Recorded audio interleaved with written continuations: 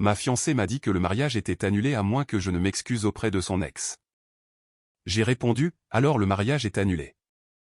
Elle ne m'a pas pris au sérieux jusqu'à ce que le lieu de réception la contacte pour confirmer que c'était officiellement annulé. Je m'appelle Marc. J'ai 32 ans et je travaille dans le support informatique pour une entreprise de logistique de taille moyenne. Je vis en périphérie de Lyon et mes semaines sont assez routinières, trajet, salle de sport, dîner, sommeil, et on recommence. Ma fiancée est Julie, 29 ans, responsable d'un cabinet dentaire. Nous sommes ensemble depuis 3 ans, fiancés depuis 6 mois, et nous ne vivons pas encore ensemble parce que nous avions convenu d'attendre après le mariage pour combiner les baux. Jusqu'au mois dernier, j'aurais dit à n'importe qui que nous étions solides. Pas parfaits, mais des problèmes d'adultes normaux, emploi du temps, conversation d'argent, limites familiales, le genre de choses que l'on résout avec des calendriers et des discussions honnêtes. Julie a un ex nommé Romain. Ils sortaient ensemble avant moi, par intermittence, et elle dit que cela s'est terminé parce qu'il était immature et ne pouvait pas s'engager. Très bien, j'ai ma propre histoire aussi. La différence est que je ne la traîne pas dans le présent. Romain flotte toujours autour de sa vie de manière bizarre, amis communs, événements de groupe aléatoires et le message texte occasionnel qu'elle insiste être inoffensif. Je n'aimais pas ça, mais je ne voulais pas non plus être le type contrôlant qui interdit les amitiés. Alors, j'ai fait simple. J'ai dit, je ne suis pas intéressé à ce qu'il fasse partie de notre mariage, à quelque titre que ce soit. Cela aurait dû être facile. Ensuite, Julie a commencé à planifier le mariage comme si c'était une opération militaire où j'étais le stagiaire non rémunéré. Chaque décision venait avec un ton. Si je posais une question, elle agissait comme si je la ralentissais exprès. Si je n'étais pas d'accord, elle devenait silencieuse et me punissait ensuite avec des réponses glaciales d'un seul mot pour le reste de la soirée. Il y a 2 semaines, elle m'a dit que Romain venait au mariage. Pas invité par moi, pas même comme accompagnateur. Elle a dit qu'il venait parce qu'il l'avait aidé à rencontrer l'un des prestataires il y a des années, et qu'il serait impoli de ne pas l'inclure. Cela n'avait aucun sens, mais elle l'a dit comme si c'était évident et que j'étais lent à comprendre. Je lui ai dit, non. Soyons clairs. Pas de drame. J'ai dit, je ne me marie pas avec ton ex, assis là à regarder ça se produire. Elle a levé les yeux au ciel et a dit que je manquais d'assurance. Puis elle m'a asséné quelque chose qui m'a noué l'estomac. Elle a dit que le mariage était annulé à moins que je ne m'excuse auprès de Romain pour avoir été irrespectueux à son égard. Je pensais qu'elle bluffait. J'ai dit, d'accord, alors le mariage est annulé. Et je le pensais vraiment. Elle a ri comme si je venais de raconter une blague, a attrapé ses clés et est partie.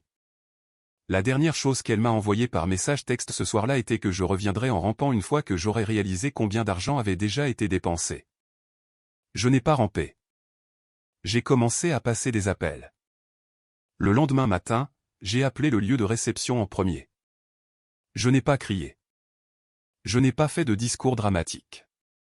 J'ai simplement demandé quelle était la politique d'annulation et quelles étapes étaient requises pour résilier officiellement le contrat.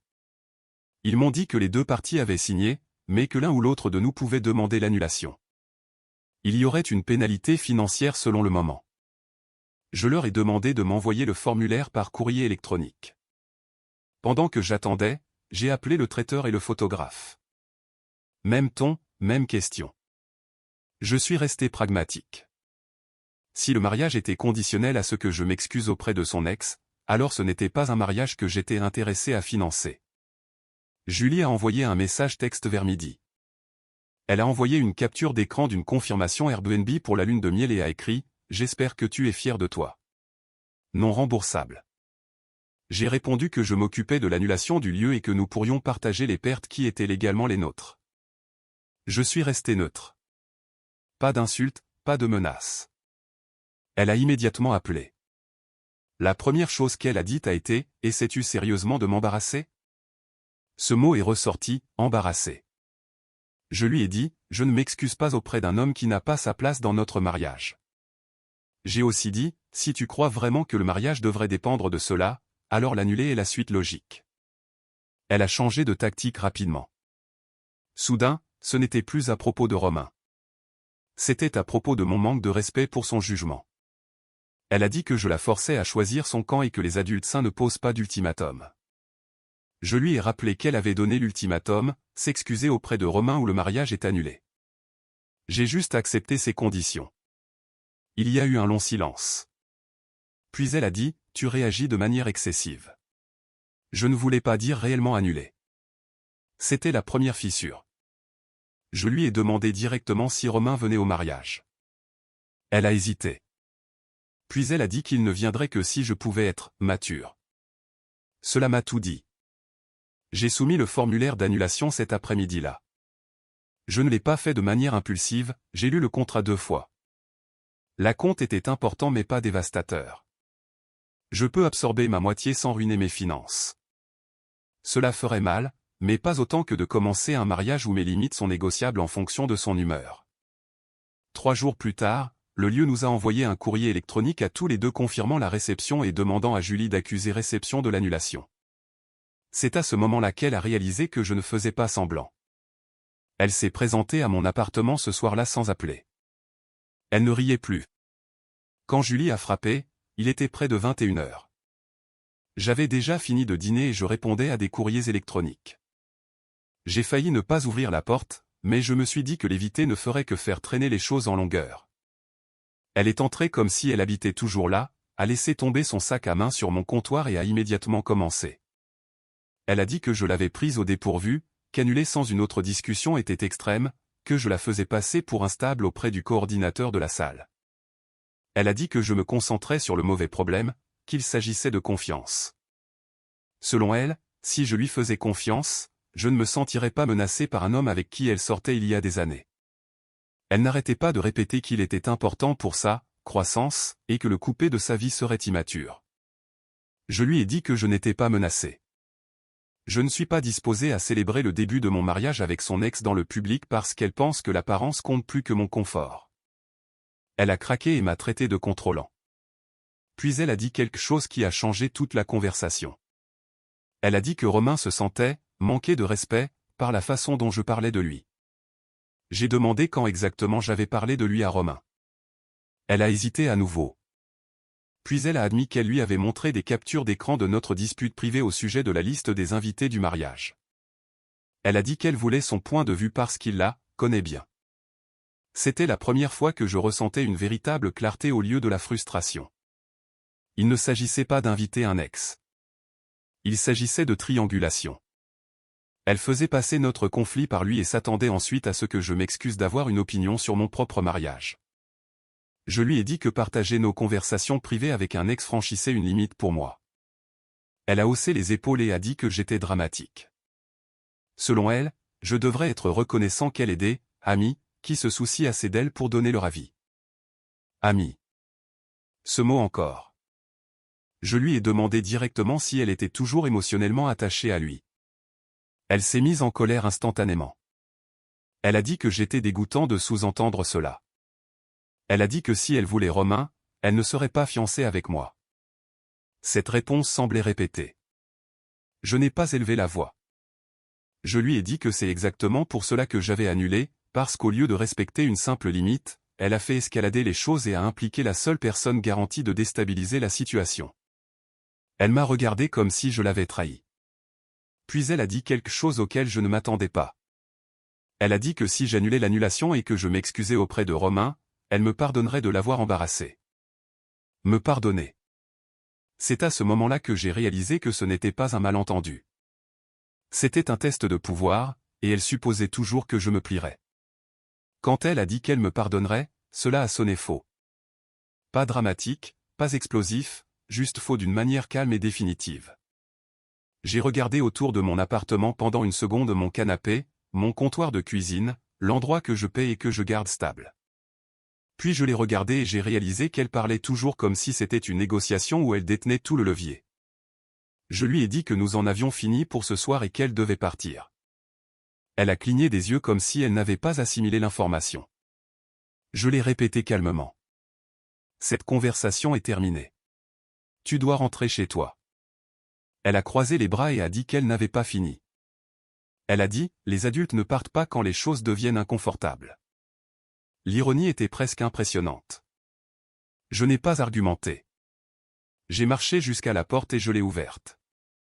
Elle restait là à me fixer, attendant que je m'adoucisse, attendant que je m'excuse d'avoir fixé une limite à l'intérieur de mon propre appartement. Je lui ai dit, c'est chez moi. Tu es ici en tant qu'invité. Je te demande de partir. Sa voix a changé, plus tranchante. Elle a dit que j'essayais de l'intimider, que c'était émotionnellement abusif. Que annuler le mariage et maintenant là, retiré physiquement, prouvait que j'étais instable. Je suis resté calme. J'ai dit, il n'y a rien d'instable à demander à quelqu'un de quitter votre maison quand il vous manque de respect. Elle a attrapé son sac à main mais n'a pas bougé vers la porte. Au lieu de cela, elle a essayé un dernier angle. Elle a dit, si tu me forces à sortir, c'est vraiment fini entre nous. C'était le deuxième test de pouvoir. Je lui ai dit, oui. Si c'est ce qu'il faut pour que tu comprennes que je suis sérieux, alors oui. Elle m'a fixé pendant un long moment comme si elle s'attendait à ce que je craque. Quand je ne l'ai pas fait, elle est passée devant moi et est allée dans le couloir. Avant de partir, elle s'est retournée et a dit, tu vas regretter cela quand tu réaliseras que tu as jeté un mariage pour ton ego. J'ai dit, je ne jette pas un mariage. Je refuse d'en commencer un comme ça. Puis j'ai fermé la porte. Je l'ai verrouillée. Pas dramatiquement, juste mécaniquement. Je suis resté là pendant une minute après pour m'assurer qu'elle était vraiment partie et qu'elle n'attendait pas que je rouvre. Elle a envoyé un message texte 10 minutes plus tard. De longs paragraphes sur à quel point j'étais froid, à quel point ses parents seraient déçus, comment les gens allaient parler, pas une seule phrase sur le respect de ma limite. C'est à ce moment-là que le calme s'est vraiment installé. Parce que si la mettre dehors de mon appartement ressemblait à un soulagement au lieu de la panique, cela me disait tout ce que j'avais besoin de savoir. Après avoir verrouillé la porte, les messages ont continué d'arriver. Au début, c'était de la colère. Puis cela a basculé vers la culpabilité. Elle a dit que je l'avais embarrassée devant le coordinateur du lieu. Elle a dit que sa mère posait des questions. Elle a dit que les gens allaient supposer qu'elle avait fait quelque chose de terrible. J'ai remarqué quelque chose. Chaque message texte était centré sur son image, son humiliation, son désagrément. Pas une seule fois elle n'a dit qu'elle comprenait pourquoi j'étais mal à l'aise avec le fait que Romain soit impliqué dans notre relation. Vers minuit, elle a appelé 3 fois de suite. J'ai laissé sonner. Je n'allais pas avoir une autre conversation circulaire où elle recadrerait ma limite comme une agression. Le lendemain matin, il y avait plus de messages. Cette fois, elle était plus calme. Elle a dit que nous devions arranger ça avant que cela ne devienne incontrôlable. Elle a suggéré que nous nous rencontrions pour un café et que nous parlions comme des adultes. Elle a aussi ajouté que Romain pensait que toute cette affaire était un malentendu et qu'il était prêt à accepter mes excuses en privé si cela rendait les choses plus faciles. Cette phrase a été la goutte d'eau. Le fait qu'il connaisse suffisamment de détails pour avoir une opinion signifiait qu'elle lui donnait toujours des mises à jour en temps réel. Notre relation était apparemment du matériel de discussion de groupe. J'ai répondu une fois. J'ai dit, je ne m'excuse pas auprès de lui, et je ne continue pas une relation où ma fiancée donne la priorité à son ex sur des limites fondamentales. Je te souhaite bonne continuation. Elle a immédiatement répondu que j'étais encore dramatique et que la bloquer prouverait que je ne l'avais jamais aimée. Je n'ai pas argumenté. Je n'ai pas donné d'autres explications. J'ai bloqué son numéro. Puis je l'ai bloqué sur les réseaux sociaux Instagram, Facebook, même LinkedIn parce que je sais comment ces choses se passent. Je ne voulais pas de messages indirects, de publications publiques me visant, ou d'amis communs agissant comme messagers. Ce n'était pas fait sous le coup de la rage. C'était stratégique. Si je laissais un canal ouvert, elle l'utiliserait pour me ramener dans le débat. Et le débat était sa force. Elle s'épanouissait dans les zones grises où elle pouvait recadrer les choses jusqu'à ce que je me défende au lieu d'aborder le problème original. La bloquer n'était pas pour la punir. C'était pour mettre fin au cycle proprement. 1 heure plus tard, mon téléphone s'est allumé avec un numéro inconnu. J'ai laissé aller sur la messagerie vocale. C'était Romain. J'ai fixé la notification de messagerie vocale pendant 1 minute entière avant de l'écouter. La voix de Romain était calme, trop calme. Il a dit qu'il avait entendu que les choses avaient dérapé, et qu'il ne voulait pas être la raison pour laquelle un mariage s'effondre. Il a dit qu'il me respectait et espérait que nous pourrions mettre les choses au clair, d'homme à homme. Cette formulation à elle seule me disait que ce n'était pas une implication accidentelle. Il se sentait en droit d'intervenir. Il a aussi dit que Julie était vraiment bouleversée, et qu'elle a tendance à réagir émotionnellement quand elle se sent coincée. Il se présentait comme le raisonnable, le médiateur. Je ne l'ai pas rappelé. Au lieu de cela, j'ai enregistré le message vocal et j'ai fait une capture d'écran du journal des appels. Pas parce que je prévois d'escalader quoi que ce soit, mais parce que la documentation compte quand les histoires commencent à changer. Environ 1 heure plus tard, ma sœur a envoyé un message texte, demandant ce qui se passait. Julie l'avait apparemment appelé en pleurant, disant que j'avais brusquement annulé le mariage pour un désaccord mineur sur la liste des invités, et que je l'avais ensuite bloqué sans explication. C'était rapide. J'ai appelé ma sœur et je lui ai donné la version courte. Pas de théâtre, juste des faits, Julie a invité son ex au mariage contre ma volonté. Elle a partagé nos disputes privées avec lui. Elle a exigé que je m'excuse auprès de lui ou le mariage était annulé. J'ai accepté cette condition. Ma sœur est restée silencieuse pendant 1 seconde puis a dit « Ce n'est pas un désaccord mineur ». Exactement. En milieu d'après-midi, Julie a essayé de me joindre par courrier électronique. Objet, s'il te plaît, écoute juste. Je l'ai lu 1 fois. C'était encore la même chose. Elle a dit qu'elle se sentait attaquée et non soutenue. Elle a dit que Romain essayait seulement d'aider. Elle a dit que la bloquée était cruelle et immature. Elle a aussi glissé qu'annuler le lieu sans son accord pourrait avoir des conséquences juridiques, pour moi si elle décidait de demander des dommages et intérêts. Cette partie était intéressante, pas parce que j'étais inquiet, le contrat permettait clairement l'annulation par l'une ou l'autre des parties, mais parce que cela montrait son état d'esprit. Il ne s'agissait plus de réparer quoi que ce soit. Il s'agissait de levier. Tard dans la soirée, Romain a envoyé un message texte à nouveau depuis un numéro différent. Il a dit « Éviter la conversation te fait paraître coupable ». J'ai bloqué ce numéro aussi. À ce stade, un schéma était évident. Julie n'essayait pas d'arranger notre relation en privé. Elle construisait un récit où j'étais instable et déraisonnable. Et Romain n'était pas un spectateur. Il participait.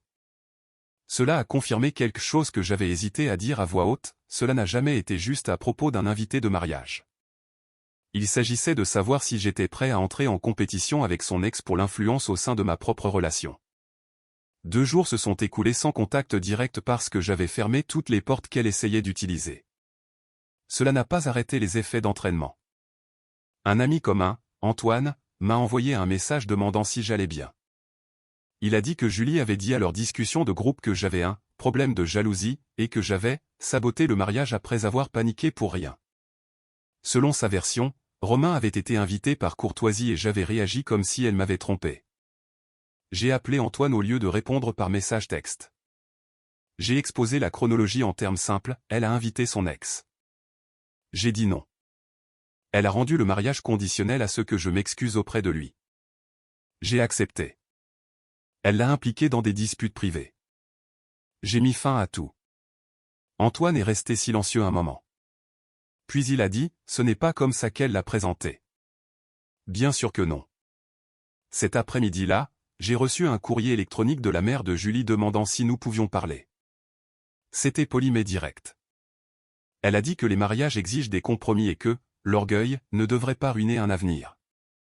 Ce mot encore, orgueil. J'ai répondu respectueusement. J'ai dit qu'il ne s'agissait pas d'orgueil, il s'agissait de limite et de confiance.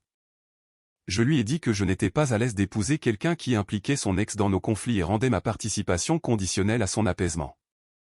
Elle n'a pas répondu. Plus tard ce soir-là, Julie s'est présentée à mon immeuble à nouveau. Je le sais parce que mon voisin du dessous m'a envoyé un message texte disant que quelqu'un sonnait à plusieurs reprises. Je n'ai pas répondu. J'avais déjà clairement indiqué qu'elle n'était pas la bienvenue. Au lieu de cela, elle a envoyé un dernier courrier électronique.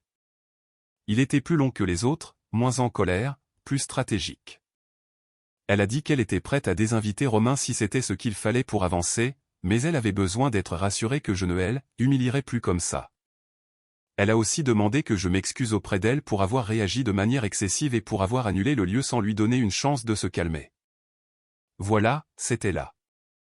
Elle retirerait Romain en tant qu'invité, mais seulement si j'admettais ma faute pour avoir tenu bon. Je l'ai lu 2 fois pour m'assurer que je ne l'interprétais pas mal. Ce n'était pas des excuses.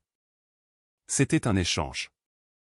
Et j'ai réalisé quelque chose d'inconfortable mais nécessaire, si j'acceptais, je créerais le précédent que chaque fois qu'elle pousserait trop loin et que je résisterais, je finirais par absorber le blâme pour rétablir la paix. Ce n'est pas un partenariat. C'est du dressage. Donc, je n'ai pas négocié. J'ai transféré le courrier électronique à moi-même pour l'archivage. Ensuite, j'ai contacté le lieu une fois de plus pour confirmer que l'annulation était finalisée et irréversible sans un tout nouveau contrat. Ils ont confirmé que c'était clos. Il n'y avait plus de retour en arrière maintenant, ni administrativement ni personnellement. La semaine suivante a été plus calme en surface mais pas vraiment apaisée. Julie a cessé d'essayer de me contacter directement. Au lieu de cela, j'ai commencé à entendre des mises à jour indirectes. Une collègue a apparemment dit à une connaissance commune que j'avais eu la trouille. Quelqu'un d'autre a entendu que je manquais d'assurance par rapport à son passé et que je ne pouvais pas gérer le fait d'être avec une femme qui avait une histoire.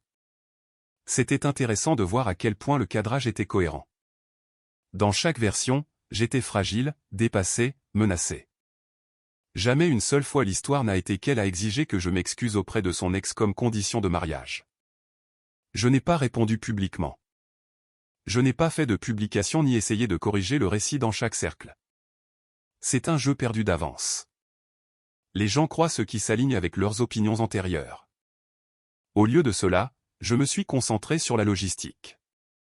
Nous avions déjà prévu d'emménager dans un nouvel appartement ensemble après le mariage. La demande de bail était en attente. J'ai appelé le gestionnaire immobilier et j'ai retiré ma part formellement. J'ai demandé une confirmation écrite que je n'étais plus rattaché au dossier. Je ne voulais pas que mon nom traîne quelque part où elle pourrait l'utiliser. J'ai aussi examiné les contrats des prestataires pour m'assurer que mon exposition financière était plafonnée. Les pertes d'acompte étaient réelles mais gérables. J'ai payé ma part immédiatement et j'ai gardé les reçus. À peu près à ce moment-là, une chose inattendue de plus s'est produite. Romain m'a envoyé un courrier électronique directement pas depuis un numéro jetable, pas anonymement, depuis son adresse professionnelle réelle. Il a écrit qu'il se sentait obligé d'intervenir, parce que Julie était en train de sombrer et se blâmait. Il a dit qu'il n'avait jamais eu l'intention de causer la division et qu'il respectait ma position en tant que son futur mari. Futur mari. Cette phrase était soit sourde, soit délibérée. Il a aussi dit que si je voulais nous rencontrer pour un café et dissiper les malentendus, il était ouvert à cela. Il a souligné que les hommes matures communiquent plutôt que d'exclure les gens. Je l'ai lu attentivement. Il n'y avait aucune reconnaissance que s'insérer dans notre conflit privé était inapproprié. Aucune admission que recevoir des captures d'écran de nos disputes franchissait une ligne. Juste une douce suggestion que j'étais celui qui évitait la croissance. C'était la pièce finale pour moi parce que j'ai réalisé quelque chose de simple, si j'épousais Julie, Romain ne s'effacerait pas à l'arrière-plan. Il resterait un consultant dans nos disputes, un vote fantôme, et Julie continuerait de présenter cela comme raisonnable. Alors j'ai répondu une fois. J'ai dit, il n'y a pas de malentendu. Ce n'est pas ta relation à arbitrer. Ne me contacte plus. Puis j'ai bloqué son adresse électronique. Ce soir-là, pour la première fois depuis que cela avait commencé, mon téléphone était complètement silencieux. Et le silence semblait propre. Environ une semaine après que tout soit devenu silencieux, je suis tombé sur Julie dans un supermarché près de chez moi. Pas planifié, juste un mauvais timing. Elle m'a vu en premier. Je pouvais le dire parce qu'elle s'est figée au milieu de l'allée, puis a redressé sa posture comme si elle se préparait pour un public. J'ai envisagé de faire demi-tour, mais j'ai décidé que je n'agirais pas comme si j'avais quelque chose à éviter. Nous avons fini par nous faire face près du rayon des produits laitiers. Elle avait l'air différente, pas dévastée, pas pleine de remords, mais composée. Elle a dit « Salut », comme si nous étions des collègues qui ne s'étaient pas parlé depuis quelques jours. J'ai hoché la tête et j'ai dit bonjour. Il y a eu une pause où elle s'attendait clairement à ce que j'ouvre la porte à la conversation. Je ne l'ai pas fait, alors elle l'a fait. Elle a dit qu'elle souhaitait que géré les choses différemment, qu'annuler, publiquement, au lieu de régler cela en privé l'avait blessée profondément.